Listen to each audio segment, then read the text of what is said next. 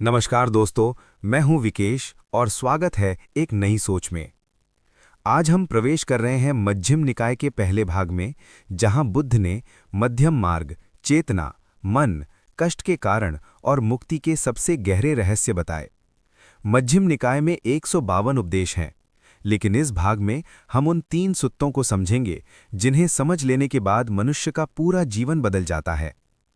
पहला, सब्बासव सुत्त। जब बुद्ध सब्बासव सुत्त समझाते हैं तो वे कहते हैं कि मनुष्य के भीतर छिपे 7 प्रकार के आसव उसके दुख का मूल कारण हैं। बुद्ध कहते हैं, मन की गंदगी बाहर से नहीं आती, मन की गंदगी मन के अंदर ही पैदा होती है। ये 7 आसव कौन से हैं? पहला, कामासव, इंद्रिय सुखों की तृष्णा। दूसरा, भवासव, बने रहने की लालसा।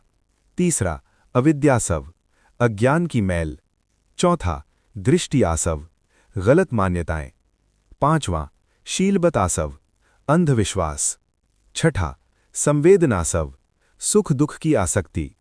सातवां, उपादान आसव, पकड़, चिपकाव, मोह। बुद्ध कहते हैं, मन को शुद्ध करने का एक ही मार्ग है, देखने का सही तरीका सीखना। कहानी। एक युवक बुद्ध से पूछता है, भगवान, मेरा मन हमेशा भटकता है, मेरे विचार मुझे सताते हैं। बुद्ध मुस्कुराते हैं, हे भिक्षु, दुख विचारों से नहीं, गलत ध्यान से पैदा होता है। जैसे ही व्यक्ति समझता है कि कौन सा विचार कहां से उठ रहा है, उसका दमन अपने आप समाप्त हो जाता है। दूसरा, धम्मदायाद सुत्त। इस सुत्त में बुद्ध एक बहुत बड़ा सत्य बताते हैं। हे भिक्षुओं, धम्म के वारिस बनो, संपत्ति के नहीं। कहानी से समझो। एक दिन बुद्ध देखते हैं कि कुछ भिक्षु मंदिर में मिले दान की चीजों के लिए आपस में विवाद कर रहे हैं कि किसे बेहतर आसन मिले, किसे अधिक भोजन मिले, किसे ज्यादा वस्त्र। बुद्ध शांत होकर उन्हें बुलाते हैं और कहते हैं, जो व्यक्ति धम्म का वारिस नहीं, वह चीजों का दास बन जाता है। फिर वे 3 तरह के वारिस बताते हैं। पहला, लौकिक वारिस, जो सिर्फ धन, वस्त्र, भोजन, प्रतिष्ठा चाहता है। दूसरा, उपदेश का वारिस, जो सिर्फ ज्ञान सुनता है पर उसका अभ्यास नहीं करता। तीसरा, धम्म का सच्चा वारिस, जो उपदेश को अपने जीवन में उतारता है, जैसे करुणा, संयम, सत्य और धैर्य। इस सुत्त का मूल संदेश, ज्ञान को सुनना पर्याप्त नहीं, उसे जीना ही सच्चा धम्म है। चौथा, सीलवाना सुत्त।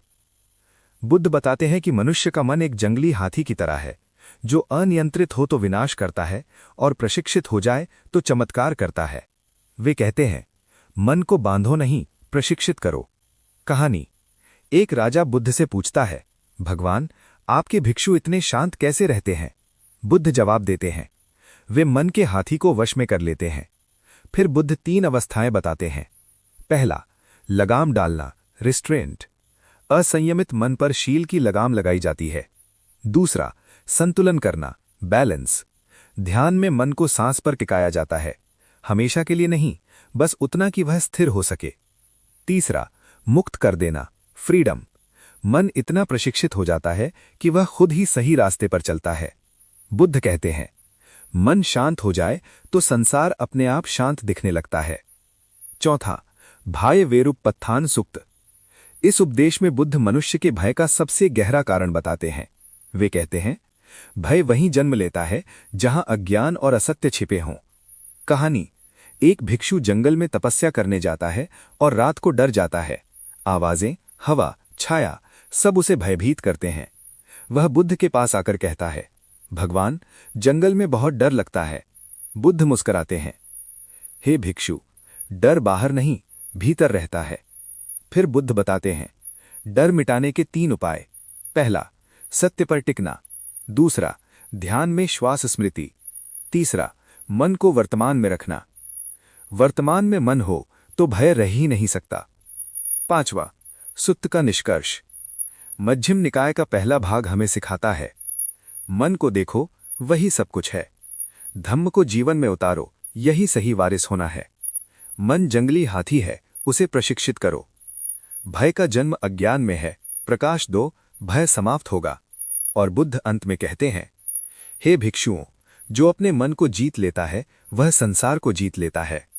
मैं विकेश, आप सभी के भीतर के दिव्य प्रकाश को प्रणाम करता हूँ।